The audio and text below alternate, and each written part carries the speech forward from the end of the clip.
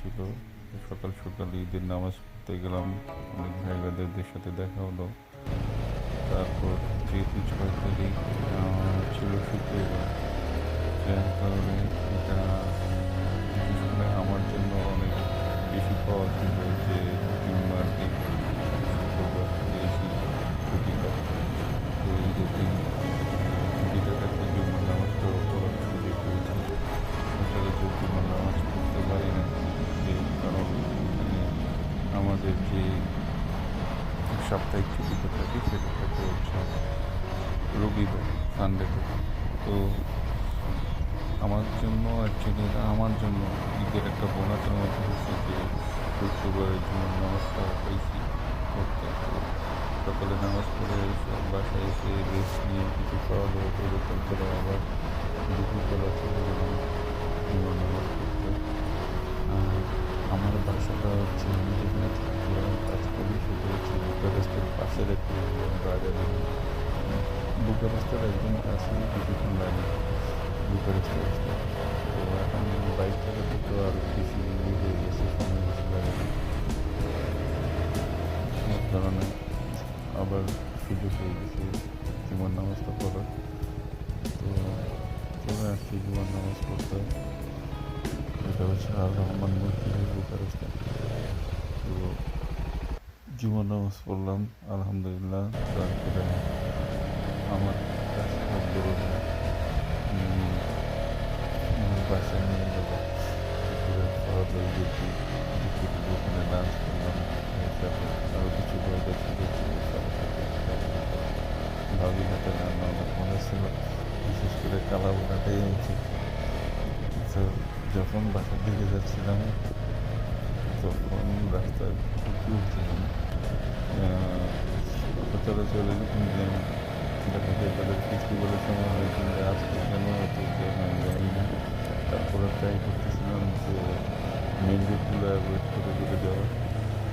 তো main রোডগুলো avoid করে যাচ্ছিলাম। তো কিছুক্ষণ পরেই আসলে আমার যে বাসাটা ওটা মেইন রোডের পাশেই, যার কারণে এখানে আর মেইন রোড অ্যাভয়েড করার কোনো সুযোগ নাই।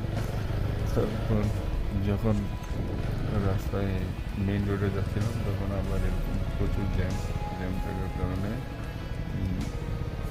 এইখানে রোমানিয়াতে আমি দেখলাম ওরা বাইকারদেরকে যথেষ্ট পরিমাণ রেসপেক্ট করে। আমাদের দেশে আসলে আমরা যখন আর কি রেগুলার আমি যখন বাইক চালাতাম বাংলাদেশে, বিশেষ করে যখন আমার ভার্সিটি লাইফে 2010-11 টাইমগুলোতে দেখতাম বাইকারদেরকে বাংলাদেশে অনেক রেসপেক্ট করতো। কিন্তু রিসেন্ট যেটা হয়েছে পাটাও ওভার আসার পর আসলে বাইকারদেরকে তেমন একটা রেসপেক্ট করে না। যে কেউ বাংলাদেশে বাইক নিয়ে রাইড শেয়ার করে দেখা যায় ইনকাম করতে পারে। এটা অবশ্যই অনেক ভালো, যেহেতু ইনকামের একটা সোর্স বাংলাদেশে তৈরি হয়েছে। বেকার সমস্যাটা অনেকটাই কমছে এই রাইড শেয়ারিং এই আসার কারণে। তো যাই হোক, কিন্তু ওখানে দেখা গেছে যে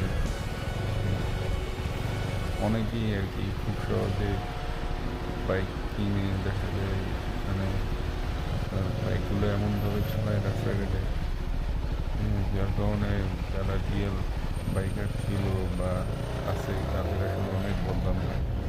যাই হোক, এখন এইখানে বাইক চালাচ্ছি মোটামুটি রাস্তাঘাটে দেখা যায় এই যে জ্যামের মধ্যে দিয়ে যাচ্ছি, ওরা নিজেরা খুব সুন্দরভাবে সাইড দিয়ে দেওয়ার জন্য এবং খুব রেসপেক্ট করে। ইভেন পুলিশের গাড়ি পর্যন্ত যখন জ্যামে আটকে যায় তখন দেখা যায় পুলিশের গাড়িও যদি থাকে তারাও খুব সুন্দর করে সাইড দিয়ে দেয় আগে যাওয়ার জন্য। তো এই জিনিসটা খুব ভালো লাগে যে এখানে বাইকারদেরকে অনেক রেসপেক্ট করে। আবার মাঝে মাঝে দেখি বাইক চালাচ্ছি তো অন্য পাশ থেকে অন্য বাইকাররা হাত দিয়ে অনেক সময় ইশারা করে। অনেক সময় আমি নিজেও বুঝি না আসলে এটা কী ইশারা করতেছে, অনেক রকম সাইন দেখায়। যেমন অনেক সময় দুই একটা বুঝি ভিক্টোরি সাইন দেখায়, তখন আমিও হাত উঠে ভিক্টোরি সাইন দেখাই। আবার অনেক সময় বিভিন্ন রকম সাইন দেখায়, হাত মুট করে উপরে উঠে দেখায়। তো আমিও মাঝে মাঝে এরকমই করি। তো বুঝতে পারি যে আসলে এইখানে বাইকারদের একটু মোটামুটি অনেক রেসপেক্ট করে থাকে এই আর কি। তো তো আমিও আমার বাসার কাছাকাছি চলে আসছি। তো এখানেও আর কি পুরাটা রাস্তা মেইন রোডে প্রচুর জ্যাম ছিল, প্রচুর জ্যাম। এর মধ্যে আবার এখন একটু একটু গরম পড়তেছে, তো গরমের কারণে আরও বেশি অস্বস্তি লাগতেছিল জ্যামের মধ্যে বসে থাকতে। তো অনেক কষ্টে, অনেক জ্যাম ট্যাম ঠেলে অনেক কষ্টে তারপর এইখানে সামনে গিয়ে ইউটার্ন দিতে হয়। আমার বাসায় কিন্তু পিছনে আর কি ফেলে আসছি। আমি আবার আমার বাইকটা যেখানে পার্কিং করি ওটা রাস্তার ওই ধারে, যার কারণে আমার ইউটার্ন নিয়ে আসতে হয়েছে।